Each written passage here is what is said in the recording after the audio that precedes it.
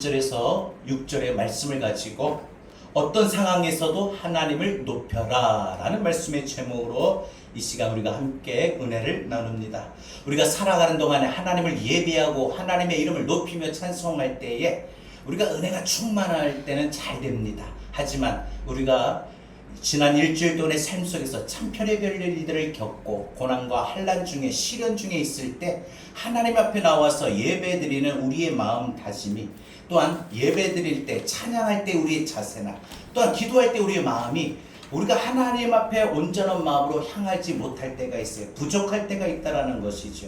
그러나 오늘 우리는 말씀의 제목에서도 제가 말씀드리는 바와 같이 우리가 그런 상황이든 이런 상황이든 또 어떤 상황이든 간에 좋은 상황이든 좋지 않은 상황이든 은혜가 충만하든 은혜가 없는 이런 어떤 상황이든지 간에 하나님을 높여야 됩니다. 하나님을 높일 때 하나님이 우리를 높여주십니다. 너희가 나를 사랑하면 나의 사랑을 입으리라 라고 말했습니다. 내가 하나님의 이름을 높일 때 하나님이 나를 높여주시는 것입니다. 그래서 여러분, 우리가 하나님을 높일 때요, 우리 마음에 따라서 상황에 따라서 우리 살아가는 현실적인 모습에 따라서 하나님을 높이고 덜 높이고 하지 마시고, 내가 힘이 들어도 고난 중에 있어도 시련이 있어도 어떤 아픔이 있어도 상관하지 마시고 하나님을 높일 수 있기를 바랍니다. 왜? 하나님을 높이면 하나님도 나를 높여주셔요. 하나님이 나를 높여주시니까 나의 고난이 끝나고 나의 슬픔이 기쁨으로 바뀌고 나의 아픔이 웃음으로 바뀌는 놀라운 일들을 경험하게 될 것입니다. 오늘 이 시간 하나님을 높이십시오. 그러면 여러분 지난 한 주간에 여러분이 고달팠던 삶이 이번 한 주간 여러분의 삶이 놀랍게 바뀌고 변화될 줄로 믿습니다. 오늘 우리가 읽은 시편 30편 본문은요, 낙성가라고 따로 부제목이 붙어있는 다윗의 시입니다. 이 시는 BC 165년에 바로 이 헬라인들에 의해서 성전, 예루살렘 성전이 더럽혀졌어요. 그래서 이 예루살렘 성전을 청결케 하는 이 날을 수전절로 잡아서 깨끗이 청소하고 하나님 앞에 예배드리며 하나님의 이름을 송축하고 찬양하고, 그래서 이 모든 이스라엘의 후에 많은 백성들이 또 그 후손들이 이제 이 날을 항상 될 때마다 하나님의 이름을 더 유달리 송축하고 찬양했더라는 것이죠. 그래서 이 후대에 붙여진 이 제목이 낙성가다. 다윗은 자신의 삶에 역사하셨던 하나님을 찬양했던 사람입니다. 아마 성경에서 다윗만큼 하나님의 이름을 높이고 하나님을 찬양했던 사람은 없어요. 시편은요, 말 그대로 시입니다. 말 그대로 하나님을 송축하는 노래입니다. 거의 다윗이 많이 지었고 많이 썼지요. 고백했지요.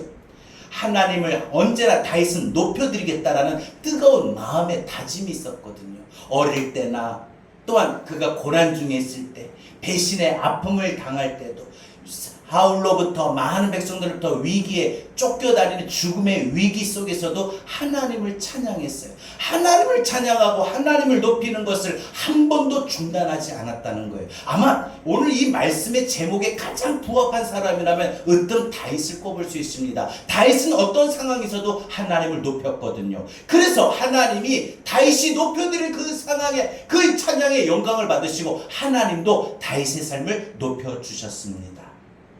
여러분, 오늘 본문 1절에서 이렇게 고백합니다. 여호와여, 내가 주를 높일 것은 주께서 나를 끌어내사 내 원수로 하여금 나로 말미암아 기뻐하지 못하게 하심이니이다. 지금 자신의 삶 가운데 너무나도 힘이 들고 고난 중에 많은 사람들로부터 배신당하는 이 아픔 속에 쫓겨다니는 상황 속에서 다윗은 많은 대적들이 나를 쫓아오고 나를 죽이려고 하지만 그들이 나로 하여금 저들이 기쁨을 얻지 못할 것은 내가 하나님을 높였기에 하나님 나를 지켜주셨다는 이런 믿음의 고백인 것입니다. 그러면 오늘 다윗이 말하는 것처럼, 오늘 말씀의 제목처럼 여러분, 우리가 어떤 상황에서도 하나님을 높여드릴 때 우리가 받을 수 있는 복이 무엇인가? 하나님을 높여드릴 때 하나님이 나를 어떻게 높여주시는가? 첫 번째, 병든 모습을 건강한 모습으로 바꾸어 주십니다. 병든 모습을 건강한 모습으로 바꾸어 주셔요. 오늘 본문 2절 3절입니다. 여호와 내 하나님이여, 내가 주께 부르짖음에 나를 고치셨나이다. 여호와여, 주께서 내 영혼을 스올에서 끌어내어 나를 살리사 무덤으로 내려가지 아니하게 하셨나이다 라고 했습니다. 스올이라고 하는 것은 이 지옥과 같은 고통의 삶인데 바로 이 질병입니다. 근데 이 질병이 육신적으로 질병만 있는 것이 아니라 마음의 질병도 있지요. 여러분, 우리 마음이 괴롭고 마음이 힘들고 마음이 너무나도 병든 것처럼 고달프면 어때요? 지옥 같다라는 표현도 쓰잖아요. 죽을 것 같다라는 표현도 하잖아요.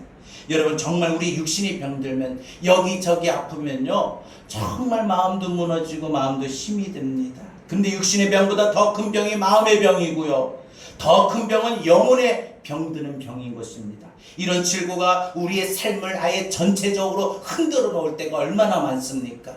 한창 건강했던 삶이 그 건강이 무너짐으로 말미암아 삶이 깨어지고 삶의 모든 것이 뒤죽박죽 섞여버릴 때가 얼마나 많습니까? 이런 모든 모습들이 우리가 인생을 살아갈 때에 우리로 하여금 실패하게끔 만드는 요소가 되기도 합니다. 그런데 이런 질고를 하나님께서 아시고 우리의 병을, 우리의 연약함을, 우리의 질고를 고쳐주셔서 우리의 병든 모습을 건강한 모습으로 바꾸어주시는 복을 내려주십니다. 우리는 반드시 이 복을 받아야 됩니다. 이 복을 받기 위해서 우리는 어떤 상황에서든지 하나님을 높여드릴 수 있길 바랍니다. 하나님을 높이면 하나님이 우리의 삶을 보시고 연약한 모습, 병든 모습, 육신이 병들었습니까? 마음이 아픕니까? 영적으로 지금 깊은 고통 중에, 흑암 중에 있습니까? 하나님 우리를 건져주시고 우리를 높여주시는 방법이 우리를 치료하여 주십니다. 우리를 강건케 하여 주십니다. 예수님께서 가버나움의 한 동네에 집에 들르셨어요.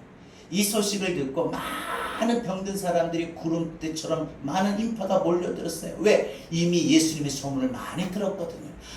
예수님이 어떤 병든 자든 다 고쳐주신대. 그래서 이 가버나움 동네에 많은 인파가 몰려들었습니다.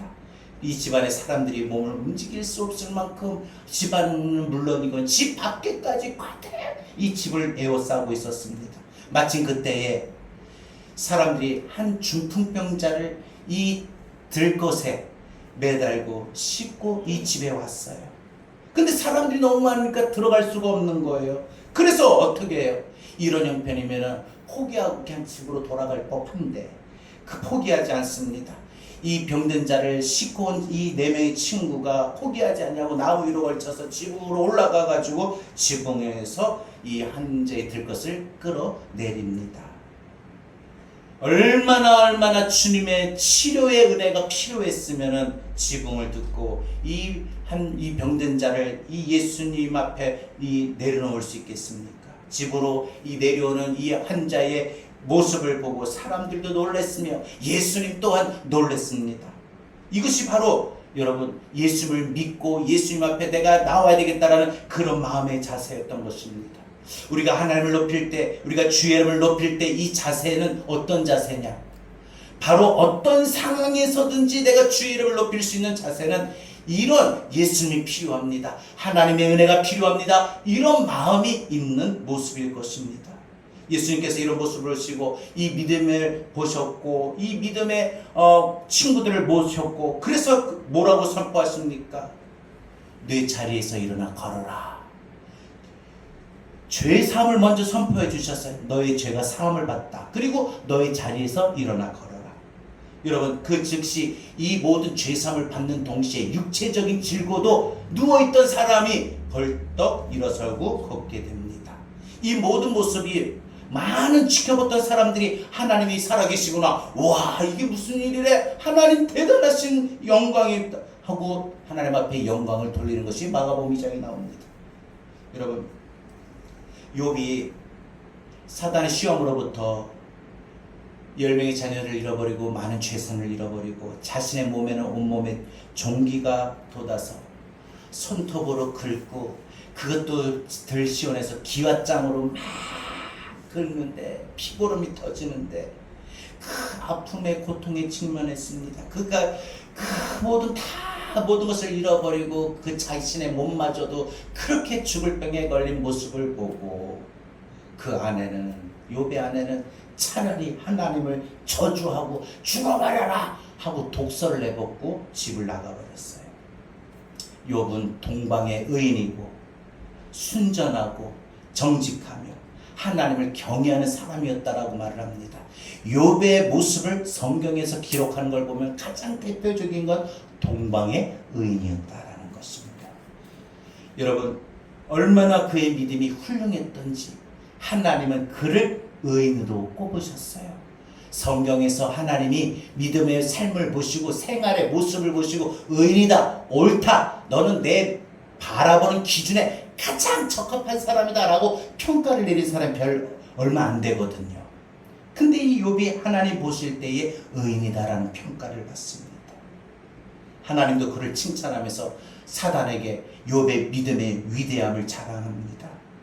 얼마나 그 믿음이 훌륭했던지 하나님이 칭찬하며 사단에게 그러면 좋다, 너가 시험해도 된다 허락하셨어요.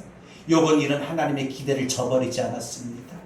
기가 막힌 처지에서도 모든 걸 다 잃었는데도 하나님을 향하여 원망하거나 불평하지 아니하고 주신 분도 하나님이시니 거두어 가시는 분도 취하신 분도 하나님이시라고 하나님을 향한 그 믿음의 자세가 흔들리지 아니하고 하나님을 향하여 원망도 불평도 아니했습니다.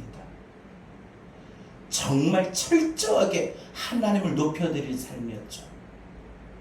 하나님은 욥의 이런 영광 돌리는 모습을 보시고 그리고 그 영광 돌림을 받으시고 욥의 병을 고쳐주시고 그리고 욥이 잃어버렸던 재산도 갑절로 주시고 자식도 가정도 새롭게 세워주시고 회복시켜 주셨던 것입니다. 사랑하는 여러분, 어떤 상황이 있든지 어떤 환경이 있든지 절대 하나님을 높여드리는 이 믿음의 자세가 흔들리지 않기를 바랍니다. 잃어버리지 않기를 바랍니다. 중단되지 않기를 바랍니다. 우리는요, 믿음에 뜨겁고 무탈하면 하나님 잘 높여요. 하나님 살아계십니다. 하나님 감사합니다. 하나님이 하셨습니다. 그러나 막상 욥과 같은 그런 우리 인생에 정말 상상도 할 수 없는 시련과 아픔과 고통이 찾아오면 우리가 하나님을 향했던 그 찬양의 입술이 닫혀버리고 기도의 마음이 닫혀버리고 예배의 뜨거움을 잃어버리고 어떤 분들은 예배의 자리에 나오지도 않습니다.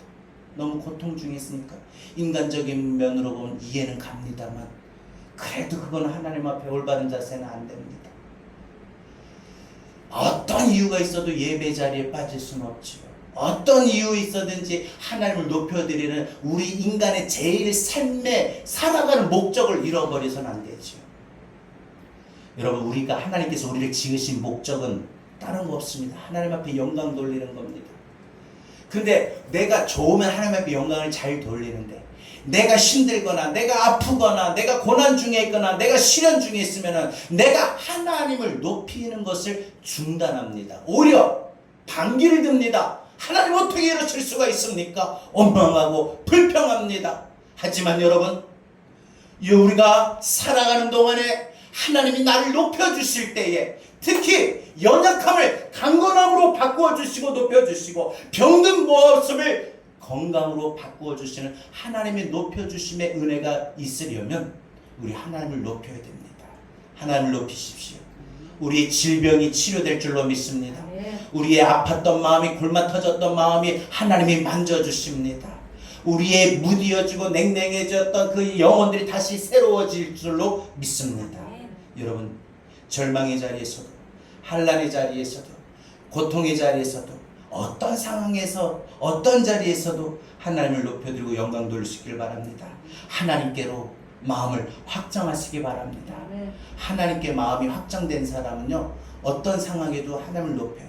그러나 하나님께 마음이 확정되지 못하고 주일날은 하나님께 마음이 확정되어 주님 앞에 나왔지만 월요일부터 토요일까지 살아가는 일주일 동안에 하나님께 마음이 확정이 되지 않아요. 세상의 마음이 확정이 되고 사람에게 마음이 확정이 되고 물질에게 마음이 확정이 되고 세상의 쾌락에 확정이 되면요, 하나님 앞에 어떤 상황에서도 하나님을 높여드릴 수가 없습니다.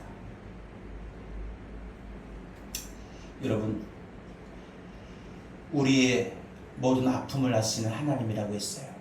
내 질병도 아시고 아픔도 아시고 고통도 아시고 그래서 그 모든 것을 건강으로 바꿔주셔요.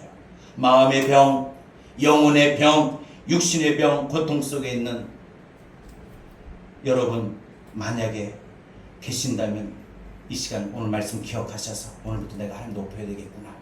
그래야 내 이 육체의 질병이 더 고통에서 하나님이 만져주시겠구나. 마음에 괴로운 분들 계십니까? 하나님을 높여야 되겠구나. 그럴 때 하나님을 높일 수 있기를 바랍니다. 하나님 앞에 높일 수 있기를 바랍니다. 제가 어제는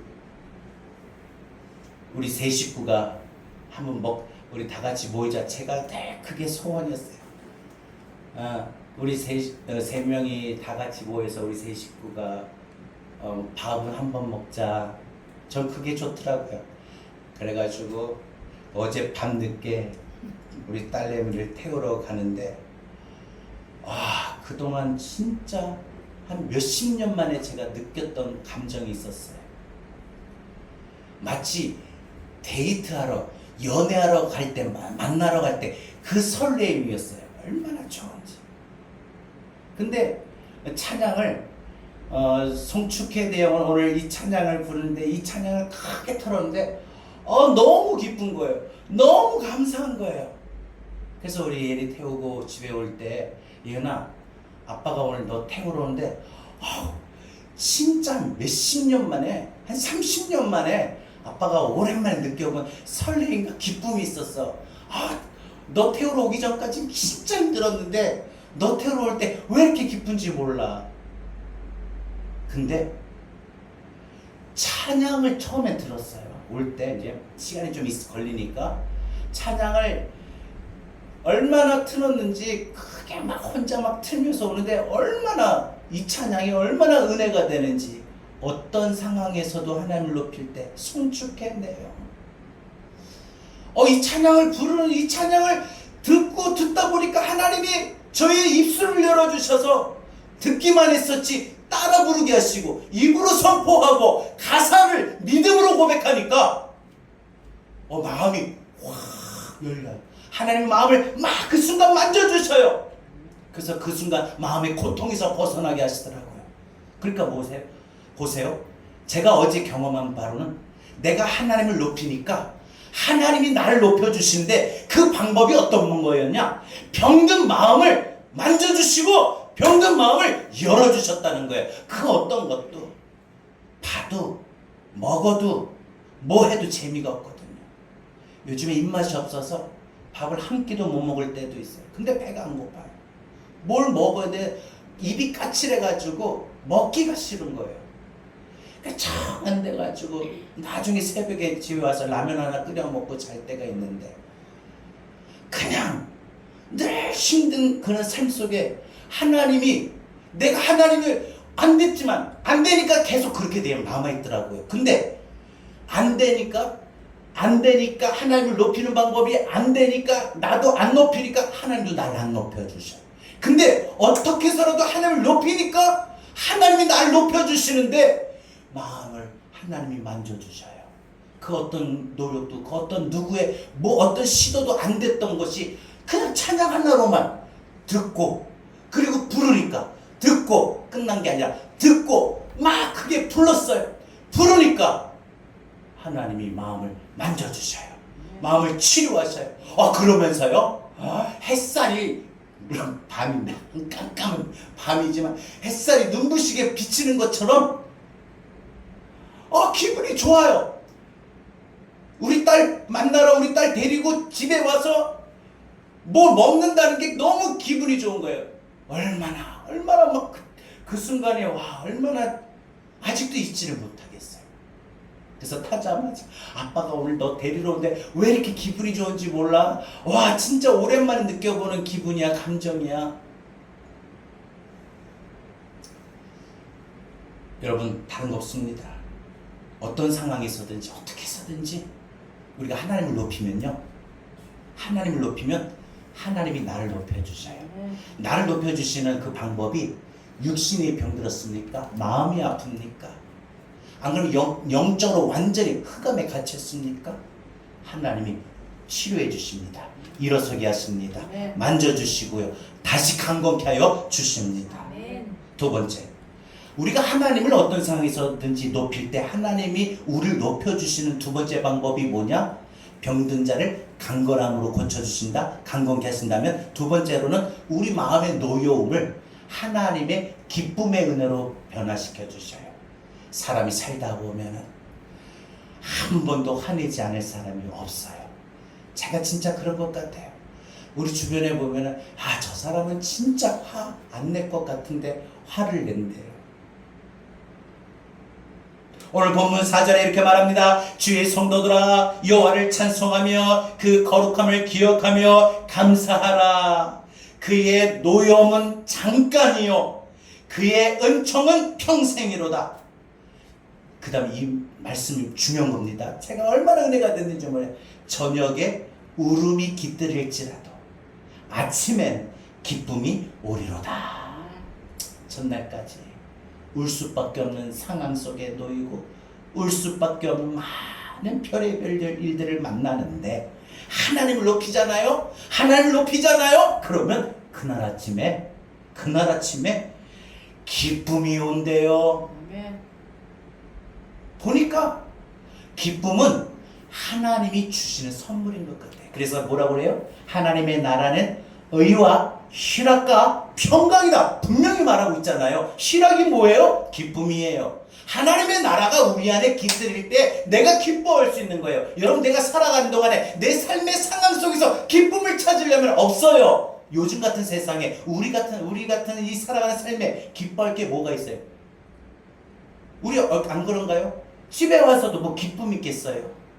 남편을 봐도 뭐 기쁨이 있어요. 자식을 봐도 뭐 기쁨이 있어요. 그렇다고 건강한 내 모습이 기쁨이 되겠어요. 그렇다고 뭐 돈이 있어 기쁘겠어요. 그렇다고 직장이 막 떳떳해서 직장이 더 확실한 대우를 해줘서 기쁨이 있겠어요. 요즘에 살아가는 우리 모든 삶이 다 그럴 겁니다. 하지만 그 기쁨이 세상에서 얻을 수 있는 조건이라면 없지만 하나님의 나라가 내 안에 깃들이게 되면, 하나님의 나라가 내 안에 임하게 되면은 내가 기뻐할 수 있는 거예요. 그래서 저녁에는 울음이 깃들일지라도 아침에는 기쁨이 오리로다. 기쁨이 오는 거예요. 기쁨이 오는 거예요. 나도 모르는 순간 기쁨이 찾아오는 거예요. 네. 여러분, 베드로가 예수님이 잡히시던 날 밤에 예수님을 3번이나 부인했어요. 나 몰라요. 그리고 마지막 3번째는 예수님을 저주까지 했습니다. 그리고 닭이 우는 소리를 듣고는 밖으로 뛰쳐나가 통곡했죠. 예수님 말씀이 떠오르면서. 그렇게 부끄러워하고, 그래서 그렇게 울고, 그렇게 자신의 잘못을 늦게서나마 뉘우치고 통곡했더라면 이제는 예수님을 기쁘시게 하기 위해서 예수님 말씀하셨던 대로 예루살렘 떠나지 말고 약속하셨던 성령을 받도록 기다려야 되지 않습니까? 남아있어야 되지 않습니까? 근데 베드로 그렇게 못했어요. 오히려 사명을 잃어버리고 옛날에 기질이 발동한 거예요. 옛날에 하나님의 은혜가 식어지고 하나님의 은혜가 떨어지면 옛사람이 나와요. 옛사람 본성이 나와요. 옛사람이 재성이 안 죽어요. 아무리 은혜가 충만하고 믿음대로 살아도 사람이 있잖아요. 본래라는 것이 있어요. 본래 것이라는 게.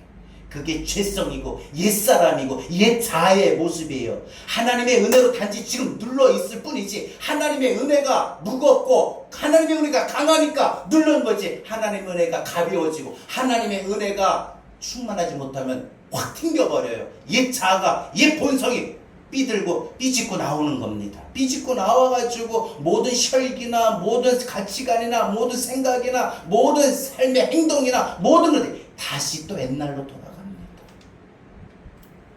베드로가 그랬어요. 그래서 뭐라고 말합니까? 다시 물고기를 잡으러 옛날의 직업을 향하여 바다로 갑니다. 그런데 참 나쁜 사람이에요. 지 혼자 가면 되지. 주변에다가 막 떠벌리고 나 이제 고기 잡으러 갈래. 나 고기 잡으러 갈래. 그러니까 베드로를 또 따라다니는 사람들이 있어요. 그 사람들을 선동해서 데리고 간 거예요. 우리식으로 표현하면은 교회를 나왔다가 혼자 나가면 되지, 사람들 막 부추겨가지고 막 교회에 있는 남아있는 사람들까지 데리고 나가는 그런 격이 돼버리는 거예요. 그리고 다른 제자들 다 데리고 디베라 바닷가로 가버립니다. 이런 베드로의 행동과 자세가 얼마나 주님의 마음을 화가 나게 했겠습니까? 이 자식이 했을 겁니다. 근데 예수는 아니겠죠. 아마 우리 같았으면 얼마나 이게 배신인감입니까? 크겠습니까? 그런 자세로 그런 마음으로 살아가는데 밤새도록 구멍을 냈는데 고기가 잡힐까요? 안 잡히지요. 당연히. 백날 첫날 아무리 인간이 수고하고 노력해도 자신의 수고로 살아가는 삶은 이룰 수가 없는 거예요. 실패를 경험합니다. 그때 예수님께서 찾아오셔요. 그리고 오른편에 그물을 던져봐라 할 때 그 말에 그 오른편에 그물을 던져보니까 153마리라고 되어 있어요. 성경에. 수많은 고기라는 거죠. 이거는. 이 놀라운 일에 주님의 은총을 깨닫고 겉옷을 두른 채 그냥 물속에 뛰어들어 주님 앞에 나갑니다. 여러분, 내가 주님 앞에 죄인입니다. 그리고 주님을 향한 그 마음을 가지고 이제 마음을 열게 됩니다. 예수님께서 그런 베드로의 마음을 진정성을 보시고 그를 불러서 내 양을 먹여라, 내 양을 치라, 내 양을 돌보라, 사명을 다시 회복시켜 주십니다. 이것이 바로 이 베드로의 노여움을 은총으로, 은혜로 바꾸어 주신 것입니다. 사랑하는 여러분, 모세는요 시내산에서 하나님께서 이렇게 행하라 하라고 십계명의 돌판을 세워주시고 받게 하셔서 받아서 내려왔어요.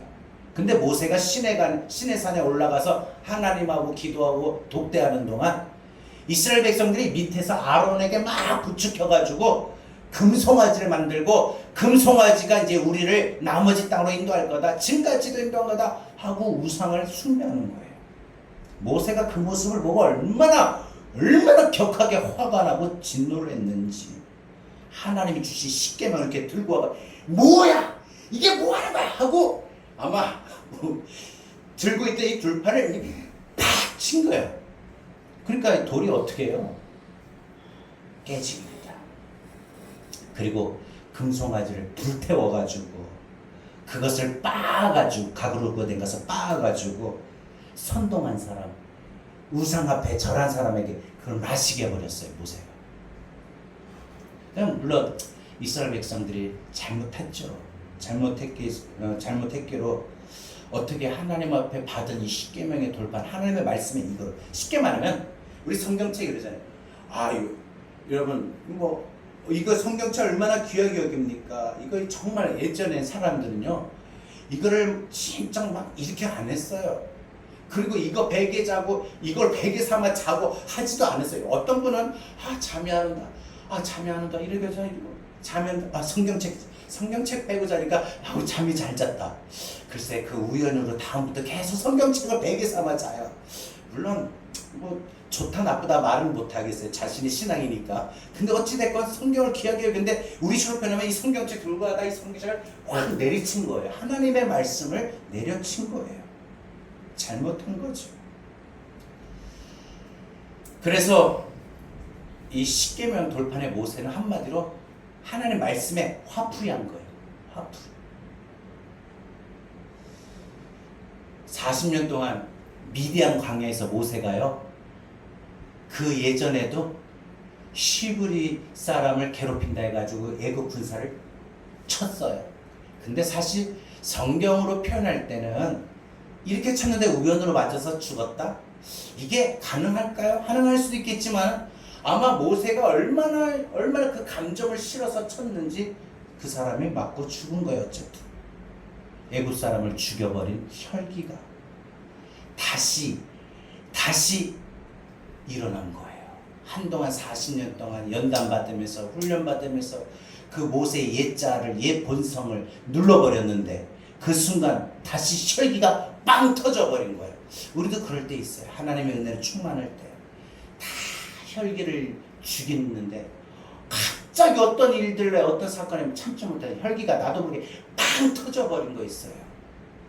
여러분, 모세가 실수를 이렇게 범했지만 하나님은 모세가 혈기 부린 거에 대해서 감싸주시고 이해해주시고 용서하셨어요.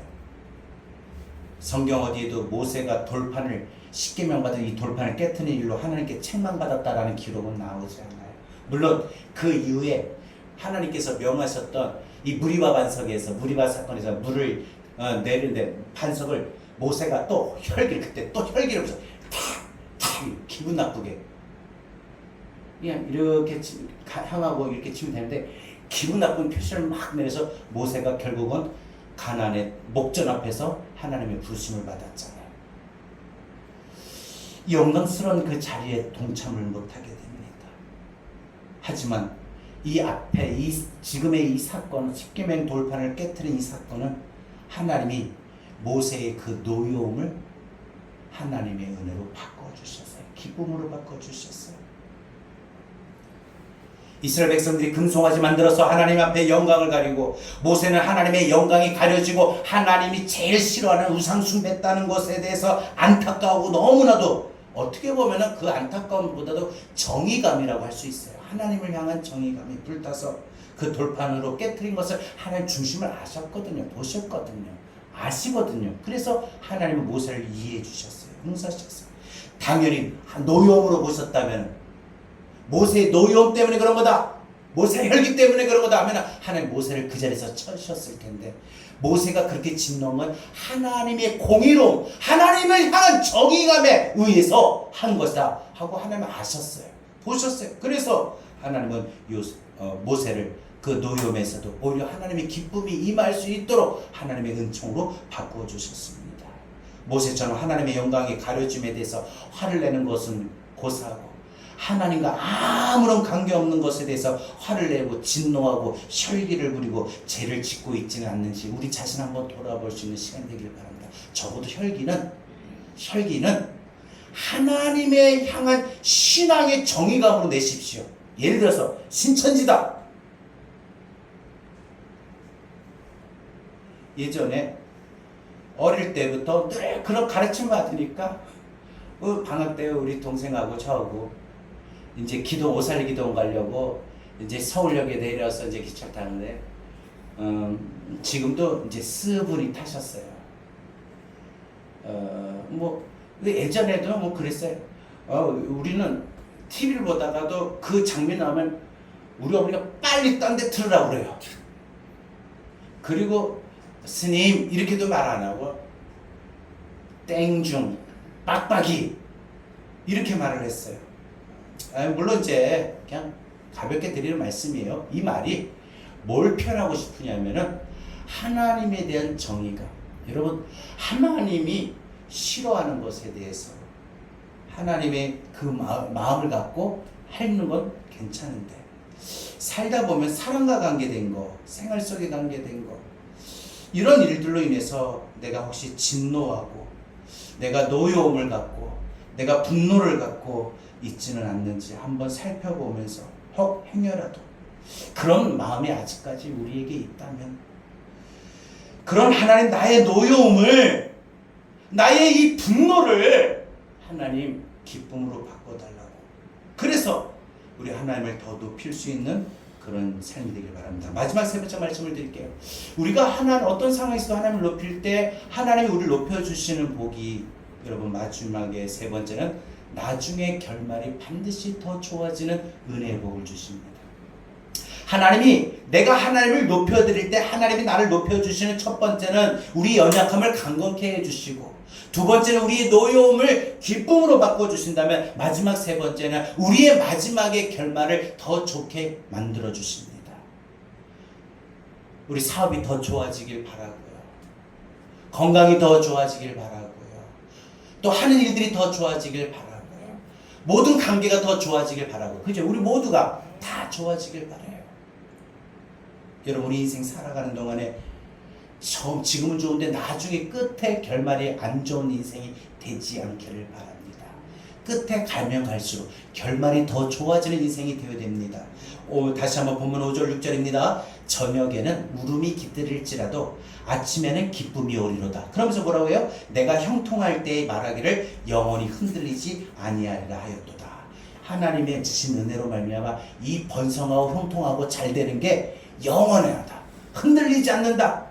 영원한 거예요. 하나님이 말년에 하나님이 나중에 하나님이 끝에 가서 복을 내려주시면 그 복은 여기 이제 영원한 거예요. 그래서 여러분이 이 시간 기도할 때 사업을 위해서, 가정을 위해서, 여러분 건강을 위해서, 자식을 위해서, 여러분 인생을 위해서, 무엇을 위해서 기도하든지 간에 여러분이 나중에 더 좋아지는 인생이 되기를 원할 때 그 기도는요 반드시 잠깐 반짝거리고 잠깐 좋아지고 끝나는 게 아니라 영원한 거예요. 다시 한번요. 내가 저녁에는 울음이 깃들지라도 아침에는 기쁨이 오리로다. 내가 형통할 때에 말하기를 영원히 흔들리지 아니하리라 하였도다.